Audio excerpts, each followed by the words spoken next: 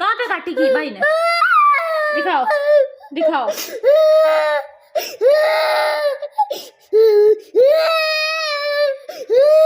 चलो कोई बात नहीं, आप चुप कर दो।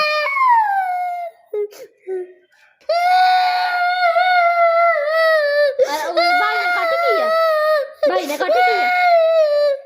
बाबा को बताओ, बाबा को बताओ। अब्दुल्ला इधर आओ बेटा।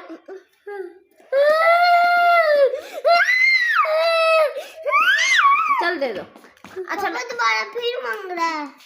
वो देखो ये दोबारा तोड़ देता है। फेंका क्यों है? पापा दोबारा लेगा तो फिर मांग जाता है। बेटा वो गुस्से में। इधर आओ अब्दुल्ला, मेरी बात सुनो। अब्दुल्ला इधर आओ। आपने भाई को काटी क्यों की? मारता था। मारता था। अच्छा मैं भाई को घंटा लगाती हूँ। ये देखो ये मुलज़म है आपके दोनों।